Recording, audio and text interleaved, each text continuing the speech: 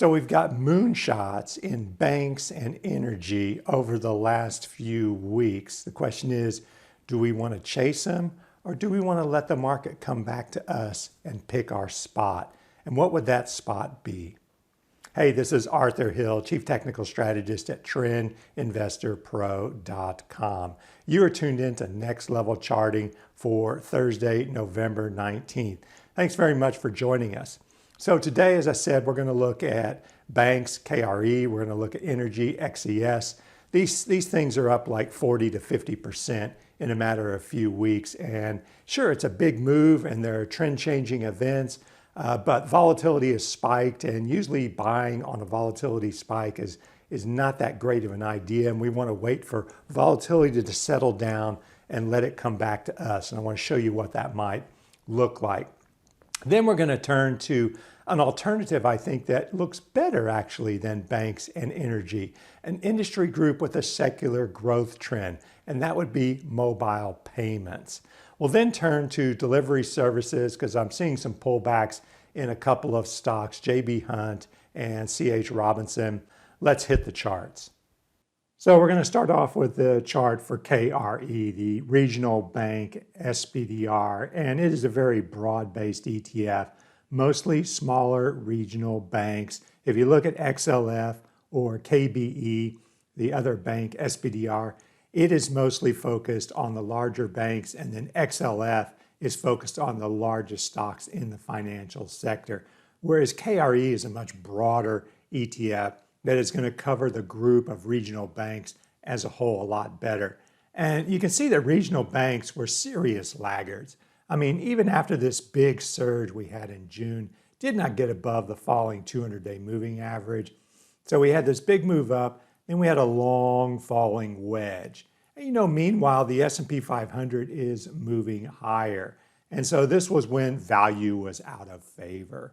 And then all of a sudden you have this gap down and pretty sharp decline, and then it's suddenly reversed and you fill this gap.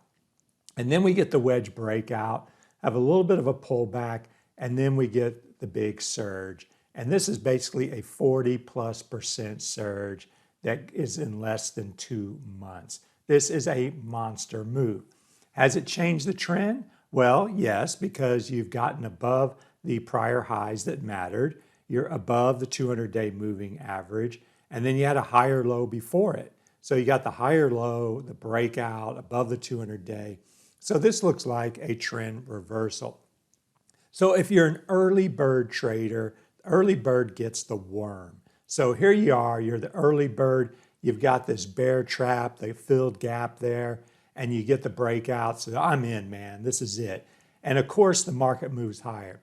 And at this point, I think you want to be a second mouse type of trader. And what does that mean? Well, the early bird gets the worm, but the second mouse is the one that gets the cheese, because the first one is caught in the trap with its neck smashed or whatever. So at this stage, you've had a big run up. Volatility has spiked because you've got this huge move. And this is not when we want to be interested in a stock or an ETF after a big move. Once you start seeing everybody talking about it like they're doing with energy and banks and value now, it's the time to maybe put it on your radar for a ETF stock to watch going forward. But I don't think this is a good idea to be chasing at this stage. And I think it's better to let the market come to you. In basketball terms, it'd be like forcing a three-point shot when there's plenty of time on the clock.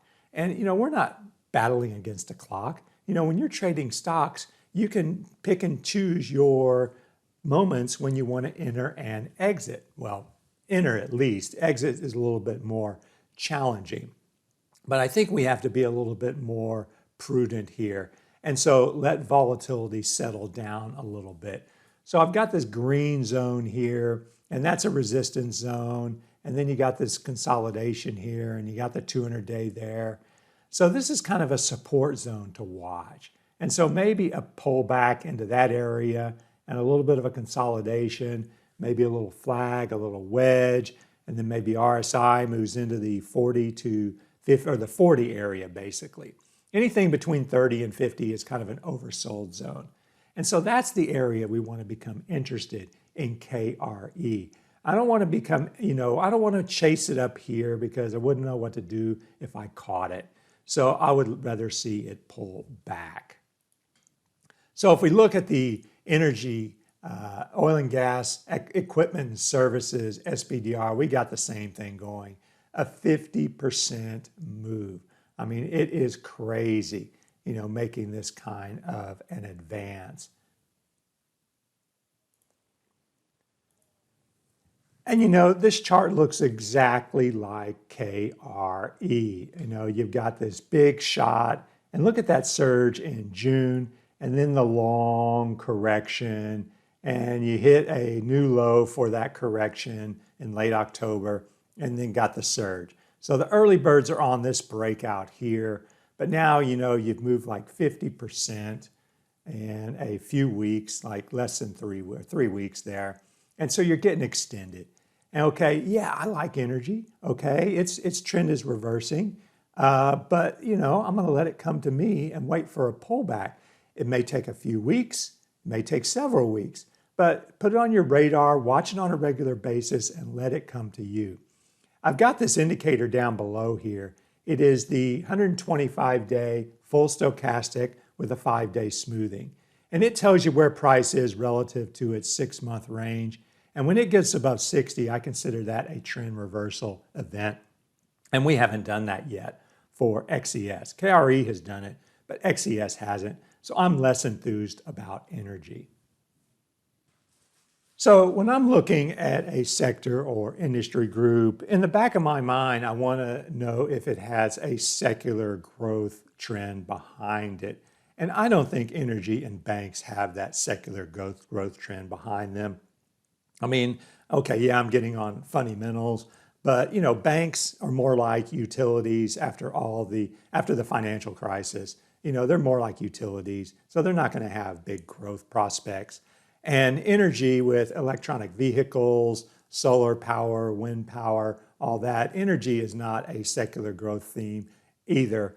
In contrast, mobile payments, I think, is a secular growth theme that is going to carry on as we move more towards digitalization of the economy. So this is IPAY, the mobile payments ETF. And these are the kind of stocks and ETFs that I want to have more on my radar than, say, energy and banks. And so if we look at IPAY, it hit a new high there. So it's keeping up with the market, had a pretty sharp dip to its 200-day. Visa and MasterCard led that, and then popped up. And then when I was going through the charts, I ran across Fiserve. And Fiserve has a better looking chart, I think, than energy, especially energy, and even perhaps banks. Because if you look at this, you got this big move to the 200-day, and then you kind of long consolidation, and then they broke above the 200-day and above the June high. Yeah, we've got that long surge during the day and closed near the low, and it's looking a little bit heavy after a big advance because it moved from 92 to 110, so that was like 20%. So it's one I've got on my radar for a pullback, maybe, back into this gap zone or 200-day and then a move higher. But this is one I put on my radar ahead of energy and banks. Now I noticed that some of the delivery services biggies, like Federal Express, FedEx, and United Parcel Service were performing pretty good. They've been consolidating. Here's UPS. It's been consolidating since August there with a flat trading range. Kind of looks like the ITB chart where you have this big move up, a consolidation. And yeah, it could pull back. Even if it broke support, I wouldn't turn bearish. And no, I'm not going to call this a head and shoulders, the most overused pattern out there. But we got a clear support zone. And, yeah, maybe this is a rising wedge here. And so we get a break, and that would be negative. But then I would be more interested in, say, the next support zone, which could be in that 130, 135 area, because then you would retrace like 1/2 to, or maybe 38% to a half. So you got this 2 steps forward, and then a 1 step backward would be normal. But that's kind of neither here nor there because right now you're in an uptrend and you're holding support here. And what I'm looking for is more of a theme that's working. Here you can see FedEx. It's a theme that's working, delivery services. You know, got the big move up. I mean, this is a serious moonshot, kind of a pennant consolidation and trying to break out of that pennant. And there you can see RSI in that 40 to 50 zone. And this is another setup that I like to use. You say, well, when do you hop on a strong uptrend? Well, you know, after this gap and this surge and this advance, there weren't any pullbacks. I mean, this is just an amazingly straight up advance. The only two pullbacks that we had since that May-June breakout was you had this little pennant, but you would have had to get in right at that breakout. And you can see RSI moves into that 40 to 50 zone. So if you've got an uptrend and RSI moves in that 40 to 50 zone, you've had a pullback. You have a momentum moving back towards the center area. And that happened here in October and November. And so that's why I always watch that 40 to 50 zone. And now we're bouncing off of it. So maybe FedEx is poised for a breakout here. But two that I was noticing are ones that are kind of underperforming. They got hit. And that is JB Hunt first. And you can see that it had a big advance. And let me put on there we go, big advance. And a pullback, big surge, hard decline. But this looks like a corrective move. Looks like we're getting a little bit of a breakout. So you can see after this move, we retraced 38%, came back to the 200-day. So this one is looking promising. And there's RSI. It did dip below 40, but you know, generally that 30 to 50 zone is an oversold zone. You know, if you go below 30, that shows a lot of selling pressure and you might want to be a bit more concerned, but we didn't go below 30 there. And then if we look at CHRW, we can see that RSI did dip below 30. So that is a bit of a reason for concern here because that was some strong selling pressure. Long term, the trend is still up. You know, it's a big move. It's a sharp decline, but we're finding some support here in this green zone. And what I'm noticing is we got this little pop, and I'm wondering if we're going to get follow through to this pop. You know, can we get a little breakout there to continue higher? And I think that would be bullish. At this point, I want to see follow through. That's a really important concept to remember. You've got the initial thrust up, you've got a consolidation, and if we get follow through, I think that opens the door to new highs. So at trendinvestorpro.com, on Friday, I started noting some signs of excess. Now, we're still bullish overall, but these signs of excess are a bit concerning, and we need to keep a close eye on them.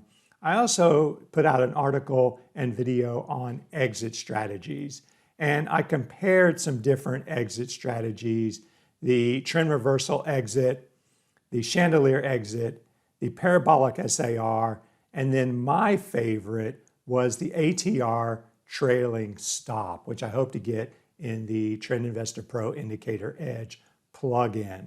But I think this is a really useful stop loss, so that article is available to subscribers. All right, so that concludes this edition of Next Level Charting. Please visit trendinvestorpro.com if you'd like to know more about my services. Thanks again for tuning in. Have a great day and stay safe out there. If you did, consider giving it a like down below, maybe leave us a comment, and if you're new to the channel, you can subscribe at the link up above. We're going to bring you daily content from an incredible collection of technical analysts and financial experts.